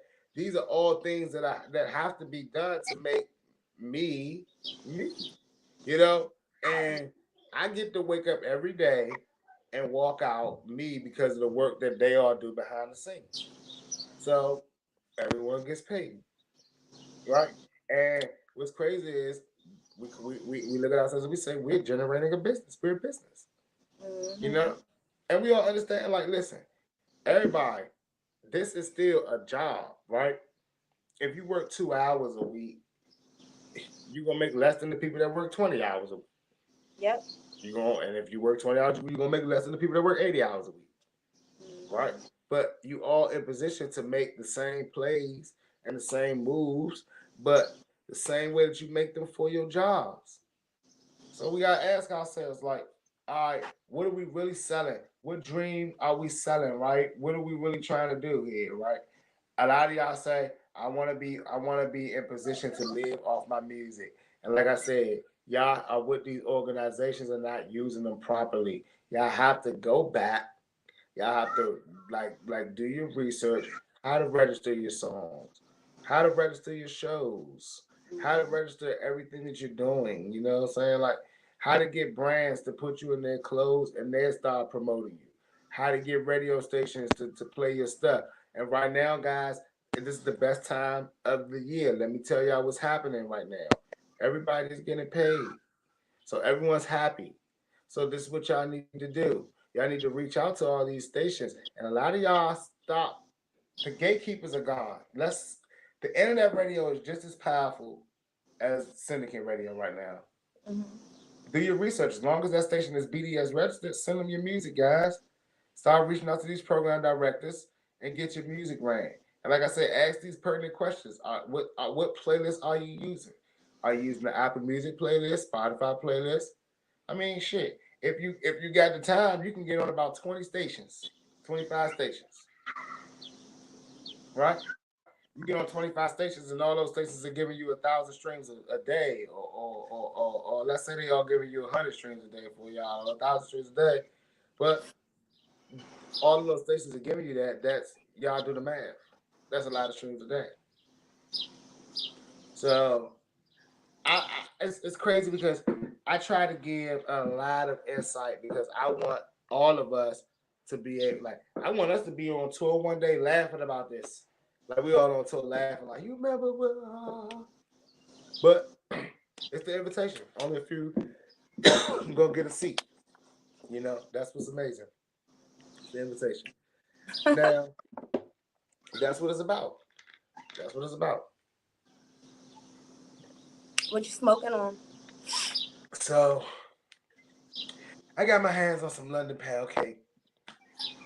And y'all, listen, that leads us into this session, y'all. I'm trying to tell y'all, this Huffington Post, where's Huff? Huff and I happy enough. Don't want no more, can't take that stuff. Take that Huff, just take that Huff. Don't want that stuff, I done had enough. I just thought of that just now. But look, y'all, Write that down. I get y'all are being nice to me because now y'all know your boy likes the trees and is a connoisseur. But y'all got to be careful who y'all invite into my life. Now, a lot of people don't understand that. This here, this here nose don't just smells Huff, it actually sees Huff. And these here eyes, although they be low, they are still certified. So I met a guy, right? I met a guy. And I'm gonna hold on for the location until I confirm or deny that it is Huff. But I want to tell y'all this story about Huffville in Atlanta. I met a guy. He comes down and he tells me he has gas. Now, I'm not gonna lie to y'all. I asked, is it rapper? I just asked now. Like, I don't know what they say down here, but he said it was gas. Now, gas people, it has to smell as soon as it is open. It should be boofing up the room. But Mm, gas, it has to smell before it's open, right? If it's in a right. mason jar, when it opens up, it has to go la la la la la la la and start getting jiggy with it in my fucking nostrils, right? So I'm gonna tell y'all, he started with his selections, and I was very impressed because the London Pound Cake was the first one. Mm-hmm. And he showed me another strain. It was Ghost Sherbert. Mm-hmm. And then he proceeded to tell me his favorite strand was his Sunset Sherbert. Now, this is where things get tricky. I gotta tell y'all, in the Huffington Post, I thought I said to somebody, if the man that's selling it recommends it, do not buy it. Let him smoke it on himself. If the man that is selling it tells you it's good and it's his favorite, let him have it. Let him have all of it, and you get the other one, the one he's trying to deter you from. Because he told me his favorite was the sherbet. And I told him, I'm going to get some of this London pound cake, Mm-hmm. but I'm going to also grab some of this here sherbet because I gotta see what your favorite hitting on. And it was then, guys, that I learned his favorite is Huff. It was Huff, Huff, Huff, and I had me enough. So there was allegedly some Sherbalato that was supposed to be coming down, but I never got my hands on it. Now, man, when I get back up into the city, I'm doing my showcase. You are more than welcome to bring some Sherbalato or some good strands, and I'll partake. And we're gonna be there. I'm gonna also have Gas on Us record. No, not yeah, Gas on Us records, and also pop up. That is interesting. But I'm also gonna have Gas on Us. They're gonna be there with their strands. They're gonna be there with edibles, infused food, and they're gonna also have some strands. I specifically told them only bring the good stuff. Now, I specifically told them that if it's Huff, no one's gonna buy it. I've been told there's good stuff and that they're great quality. They've come highly recommended. So if anyone in town, y'all can hit up Gas for Us early. Tell me if the quality is good before the show. That way I'll know and we'll all be good to go. Salute got the glow, right? But July 1st is my showcase. Y'all need to know that. My album is out. It's out already. It's doing crazy. It's doing good numbers. And I gotta tell y'all, I don't like to say these things, but I got to. It's definitely the best project. Definitely one of the best projects. In not just no DMV, dog. Not no damn and like in the game. Like right now. Like so I don't like tooting my own horn, but I had to on this one because me and Get Richard, we put our foot into this one, right? And a lot of y'all don't know, Get Richard is a platinum producer. You know what I'm Okay. saying? He has hella credits in the game. He did XXXTentacion records. He did from Drake records. He did some Travis Scott records. He's done Lady Gaga records. I mean, I can name on and on Kurt Hilson, blah blah blah blah blah blah blah blah. But enough about that guy. Like he's great, right? He's great, and we worked our ass off on this project. So I need y'all to definitely go listen and check that joint out. That's so six. Nice little storyline. Nice little storyline. I'm gonna tell y'all all about that story at my showcase. Jezebel, Six. what you got going on? What you got coming up? I'm working on a lot. Keeping my mouth closed until everything is final and ready to go.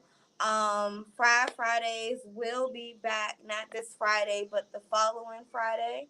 Um, Mm. yeah, you'll be here. I'm not gonna lie, y'all. I'm super fried. That London pound cake got my eyes super low. And I am about to go do what I do best. So y'all already know. Jezebel, you got anything else to say to the people? Nah, y'all. Thank y'all for sliding through. Y'all already know how we do. Keep it Y'all lit. already know. I'm But excited for your this album release. So you need to hurry up and get here. yeah, time is definitely time was going slow because they knew my album was dropping, but now it looked like we back in a good race of speeding up and moving in time. And of course, y'all know what time it is. Right now, y'all should be flicking off them roaches, throwing them in the ash, and getting ready to roll up another one. Cause I am, and we out. Bye, y'all.